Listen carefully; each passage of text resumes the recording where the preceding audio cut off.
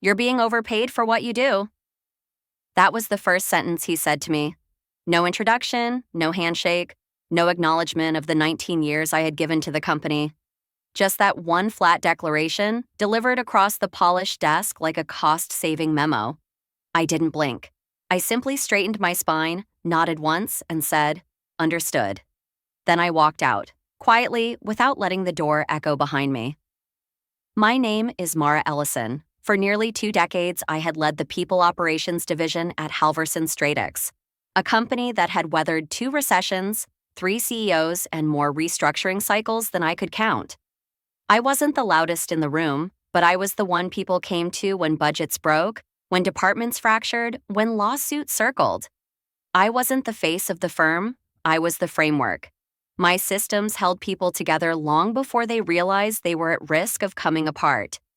But none of that mattered to Drew Langford, the new CEO, 35, board appointed, fresh from a consultancy with a collapsible portfolio and a vocabulary full of disruption, velocity, and performance modeling.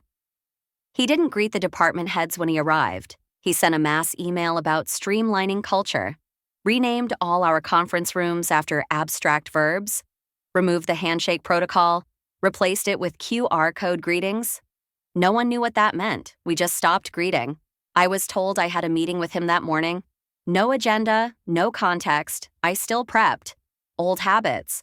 I outlined team metrics, retention data, engagement scores, systems architecture, figures that reflected the stability we had built. He didn't look up when I walked in. "You've been here how long?" he asked, eyes on his laptop. 19 years this May." He gave a quick, dry laugh. "Legacy salaries." Then, still staring at the spreadsheet in front of him, he said, "You're being overpaid for what you do. Starting next cycle, your base will be adjusted by 30%. He didn't ask for a reaction, and I didn't give him one, because that moment wasn't about my salary. It was about visibility. He didn't see me. Not really.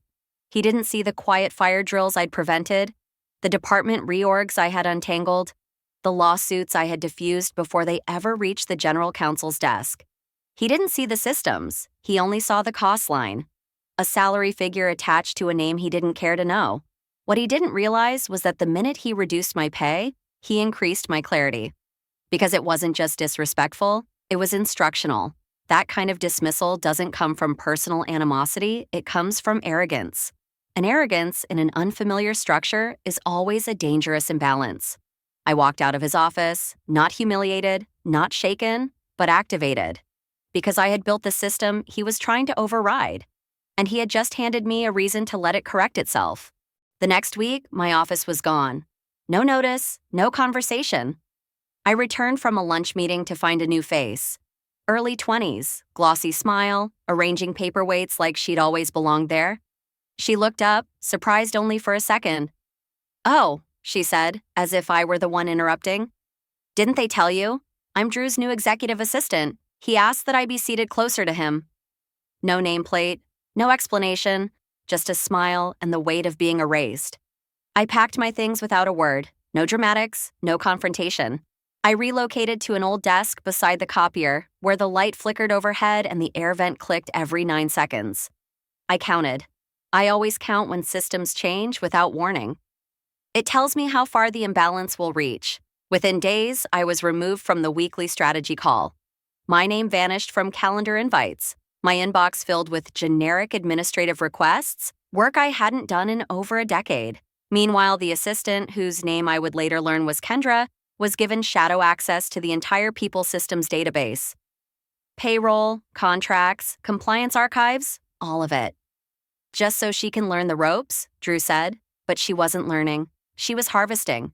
She took screenshots of org charts she didn't understand, forwarded policy updates without reading them, laughed too loudly in open areas and referred to me as Marmar in front of interns who had joined 3 weeks ago. I said nothing, because I wasn't confused. I was documenting every misrouted contract, every compliance risk ignored, every flagged audit that sat unread in Drew's inbox. They thought I was passive, but I was precise. Each morning, I arrived 15 minutes early. Each evening, I stayed 20 minutes late. Quietly, without fanfare, I began backing up records, capturing version histories, reviewing every permission log tied to the systems I had designed, the safeguards I had once built for resilience. I now studied for silence. I mapped who had access, who had changed it, who had overridden which protocols. No one asked why, no one questioned my intent, because they had already decided I didn't matter. And that was their second mistake. Drew believed he had made a clean cut, but what he didn't understand was that the infrastructure he was standing on was never neutral. It had memory, it had logic, it had weight distribution, and the moment he undermined it, he started shifting pressure into places he couldn't see. I didn't need to fight. I only needed to keep watching, because a system that forgets its own foundation will always, eventually, collapse under what it tries to carry. They thought I was winding down. I was winding in, tighter, calmer. With every silent week that passed, I didn't fade. I focused. Each day I reviewed a different piece of our internal infrastructure. Not to preserve it, to understand what would happen when it failed. Because failure was no longer a risk, it was a timeline.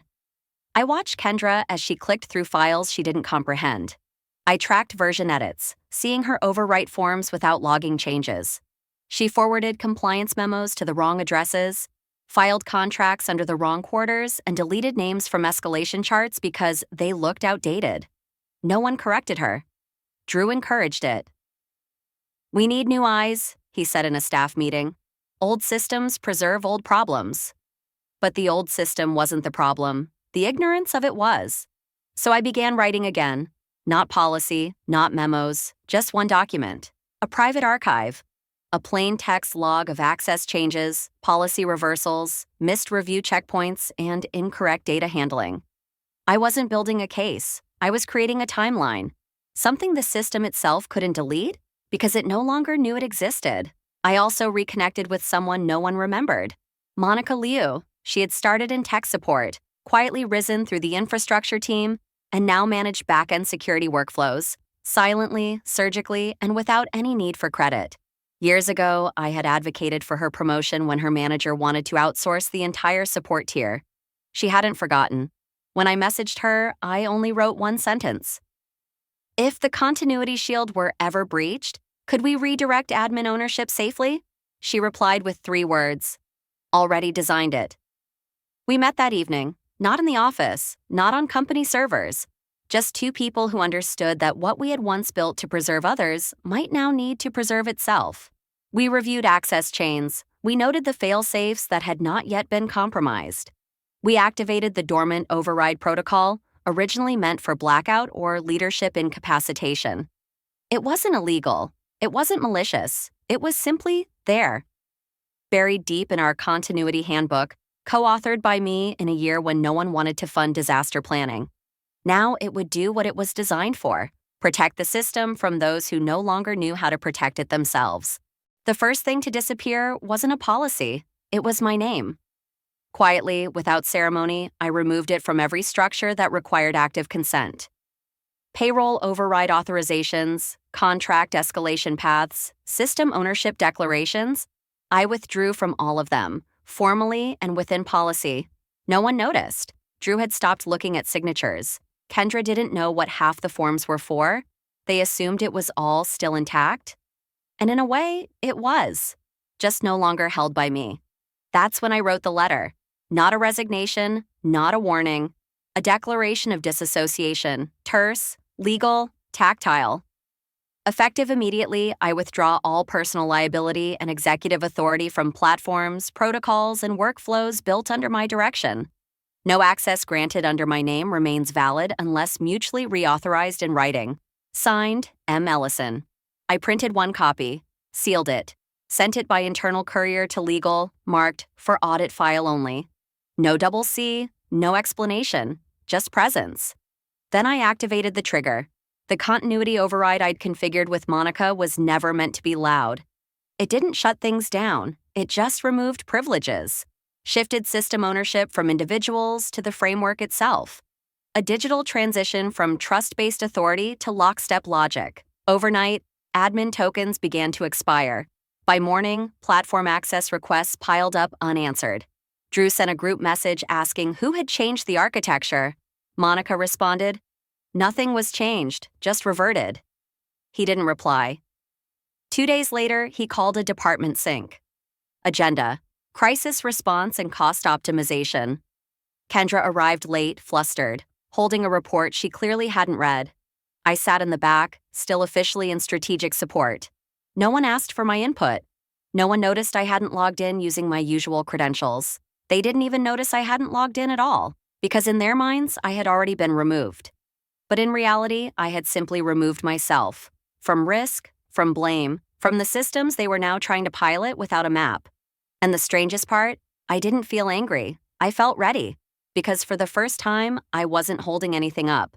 And they were about to find out what that absence really meant. The first signs weren't dramatic. There was no system crash, no emergency alert, no loud confrontation in a conference room. It began, as these things often do, with a routine inquiry. Payroll reported missing access to update compensation records. Legal followed, flagging authentication failures when attempting to retrieve contract archives. Compliance reported an audit trail that suddenly stopped halfway through a report. No one panicked. Not yet. The assumption was simple. Someone forgot to grant the right permissions. A glitch, a refresh, an easy fix. But the fixes didn't work. Requests bounced, credentials failed. Approval chains returned empty. The systems weren't broken. They were intact, but unreachable. Like a network that remembered what it once allowed, but no longer recognized who was asking. Kendra responded with vague reassurances. System caches needed resetting. There had been an internal migration. Everything was just a bit delayed. But there had been no migration, no roadmap, no change request documentation, no IT ticket, only systems asking for authority that no one could provide. And still, no one asked me. That part was almost poetic. They had spent weeks phasing me out of the narrative so thoroughly that it no longer occurred to them I might be the only one who could answer their questions. And so I watched, distant, calm, and entirely unbothered, as the structure began to strain beneath the weight of their assumption. Drew called a meeting. He labeled it process optimization, but the tension in the room made it obvious. No one spoke in complete sentences. Kendra walked in 10 minutes late, carrying reports she hadn't written, referencing data she hadn't understood. And when Drew asked if the compliance system could be restored before the client review, her answer was confident, but hollow. That was the moment the first resignation came through. One of the directors I had mentored 5 years ago submitted her formal notice, citing organizational misalignment. No elaboration, no transition memo, just a clean, silent exit. She was followed by 2 more in the same week. Their roles weren't filled. Their workloads were redistributed to project managers who weren't briefed. Errors multiplied, slowly but visibly. A benefits renewal cycle stalled. A hiring requisition form routed itself into a loop. Legal didn't get a chance to review a vendor renewal, and the contract auto-expired. From the outside, nothing had fallen. But on the inside, the floor was beginning to shift, and I wasn't surprised. Because none of this was sabotage. None of it was vengeance. It was consequence. The system wasn't rejecting people. It was simply functioning without the one thing they never learned to value: stewardship. They had removed the person who held the logic, the memory, the subtle pressure points that made the machine move smoothly. And now they were watching it drag under its own weight. No one noticed the silence until it replaced their certainty. But I had seen it coming long before the lights began to flicker. Each morning brought a new friction point, a permissions error here, a data sync delay there. Security clearance gaps began appearing in vendor access, employee portals failed to load correctly, and performance review tools began auto-expiring long before their deadlines. At first, these were brushed aside as ordinary misalignments, glitches to be assigned, delegated, postponed. But they didn't resolve. They multiplied. They fed into one another because the system they inherited wasn't designed to run on autopilot. It was designed to be stewarded. And they had removed the one person who knew how.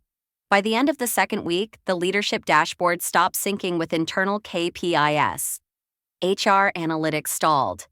Turnover tracking, once a real-time snapshot of company health, went dark.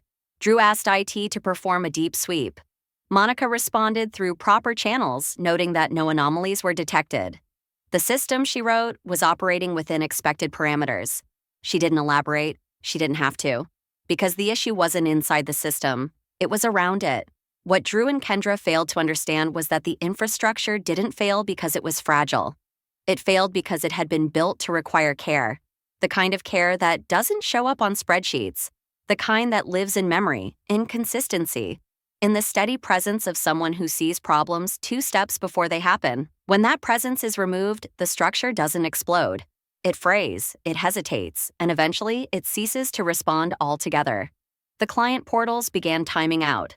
One of our largest partners, a global logistics firm, emailed requesting clarification on recent delays in contract fulfillment. The message was short, professional, and unmistakably cold. I didn't reply. That wasn't my job anymore.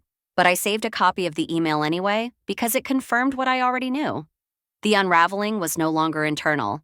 It had reached the surface. That same afternoon, another resignation came through. This time, a lead in compliance. No warning, no meeting.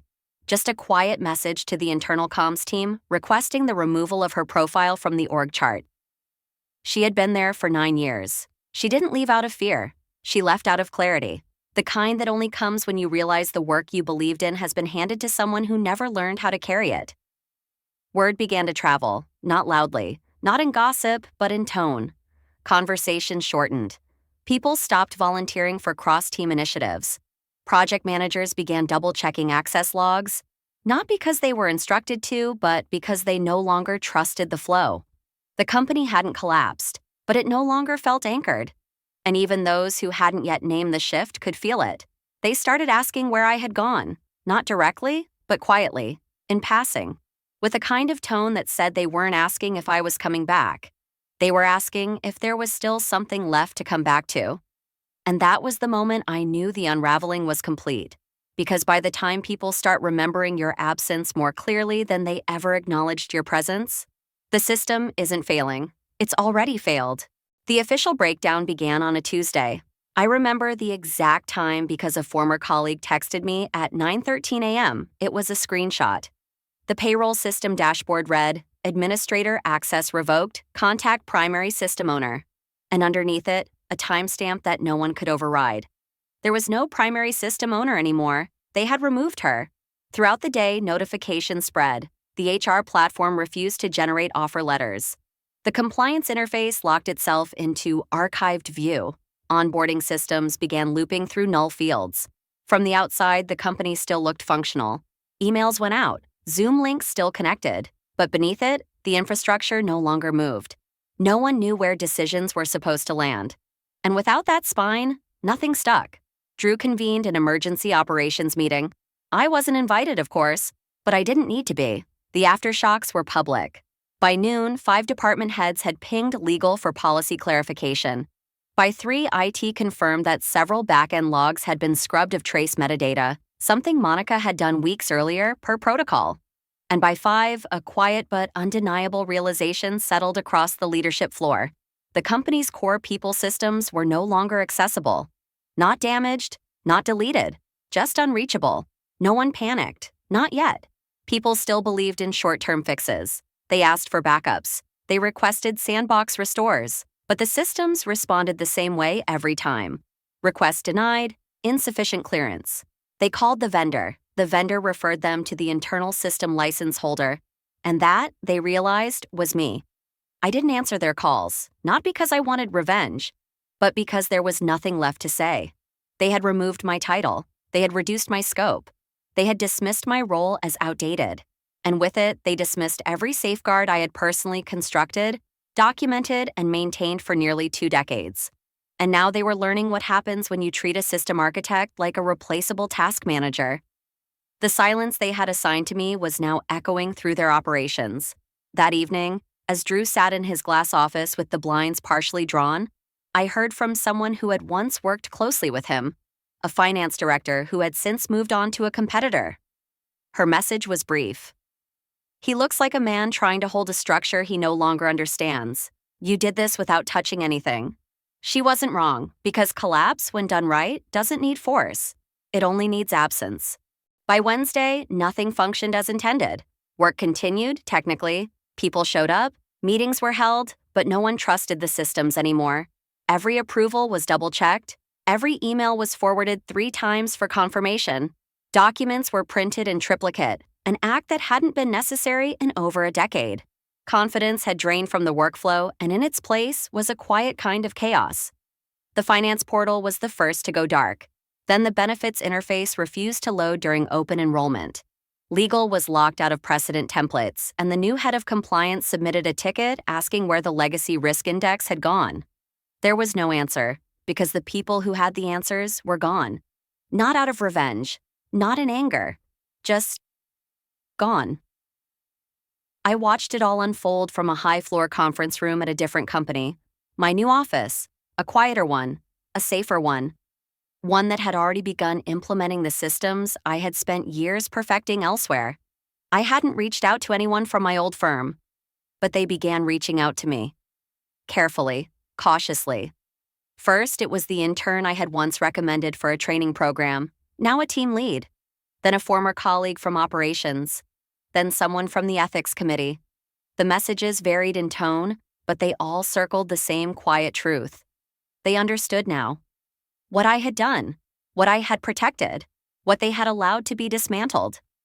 One of them wrote, "They told us you were holding us back, but it turns out you were the only one holding us together." I didn't reply, not out of coldness, but because I knew their words weren't for me.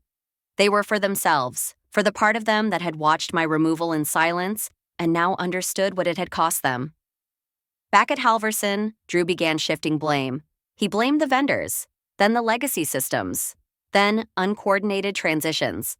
But the board had already requested an external audit. That was the final thread, because an audit doesn't just ask what went wrong, it asks who knew and who allowed it. I had kept records, not because I planned to expose anything, but because documentation is what professionals do when others forget how memory works. I had no intention of weaponizing it. I didn't need to. The system was already doing that on its own. Later that week, a press release was issued. Polished, neutral, forgettable. Drew was stepping down to pursue new opportunities. The words said nothing, but the silence behind them said everything. Kendra was gone 2 days later. No announcement, no farewell email, just an empty desk and a missing name from the directory. The organization didn't collapse in a blaze. It unraveled, then sagged, then finally fell into itself. Quietly, predictably, without a villain, without a hero. Just cause and effect, playing out exactly as it always does when ego tries to replace experience. They hadn't fired me. They had released the one thing they never knew they needed. And in doing so, they finally learned the difference between managing a system and understanding one. The request never arrived in formal language, but it didn't need to. The signs were quiet, deliberate, threaded into the kinds of conversations that come after a storm has passed, and leadership finally realizes which structures were load-bearing all along. A message from an old contact on the board, framed as a casual check-in, a coffee invitation from someone who hadn't spoken to me in years, now mentioning strategic continuity and restoring operational trust. Even Monica forwarded me a company-wide note she thought I should see. An open call for temporary advisors to help re-stabilize core people systems. None of them said my name, but they didn't have to. They weren't asking me to return. They were hoping I hadn't fully left. By then, I was already seated in a different office, under a different roof, surrounded by a different kind of quiet. Not the silence that comes from being overlooked, but the space that opens up when you're finally allowed to build without interference. The new company wasn't louder. It wasn't flashier. But it recognized something my former employer never had. That value isn't earned by staying in the room longest or speaking the most eloquently. It's measured by what still functions when everything else begins to fail. I began slow, not by redesigning policies or launching initiatives, but by restoring memory. Mapping systems not just by function, but by intention. Naming assumptions that had gone unquestioned for years. Restructuring delegation flows so that authority didn't disappear in the absence of one title. These were the kinds of things no one celebrated in quarterly slides, but everyone felt when they were absent. I wasn't recreating my old work, I was refining it, this time in a place that knew what it was receiving. People didn't approach me with performance decks, they came with real questions, real frictions, asking not how to scale faster, but how to scale without breaking the people carrying the weight. One afternoon, a mid-level strategist lingered after a session, a paper note folded in her hand. She waited until the others had left, then placed it gently on my desk.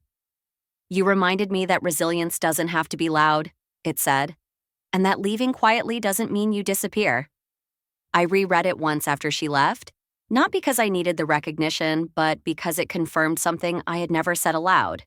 Not to her, not to myself. That perhaps legacy doesn't reside in what we build when we're allowed to finish. Perhaps it lives in what continues to stand, even after we've been removed.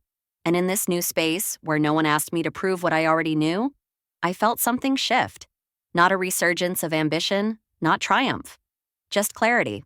The story didn't end when the systems failed. It didn't end when Drew stepped down or when compliance swept quietly through the corridors he once commanded.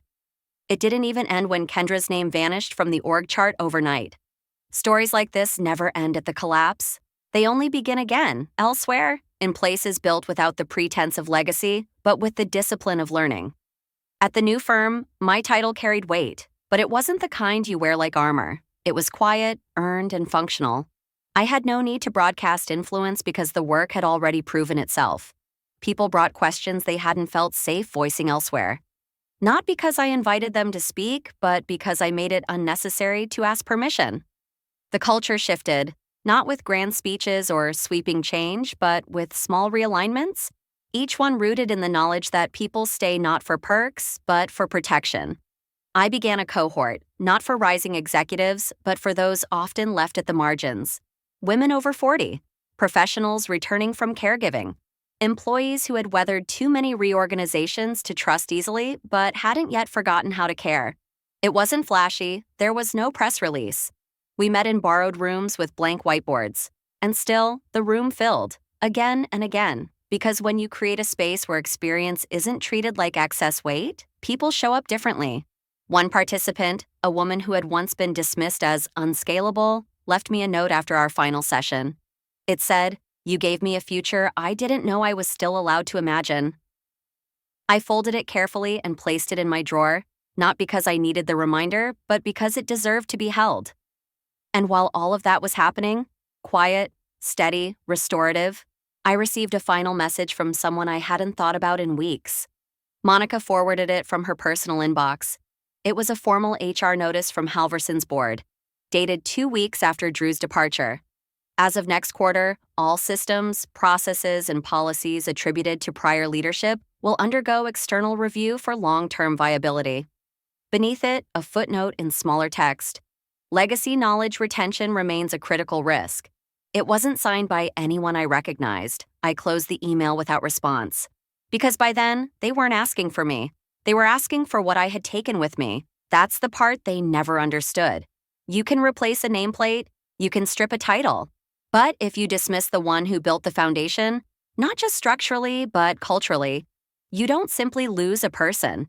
You lose the memory of how it was all held together. And without that, even your repair work becomes guesswork. Legacy isn't written in resignation letters or retirement speeches. It's not enshrined in corner offices or preserved in corporate photo walls.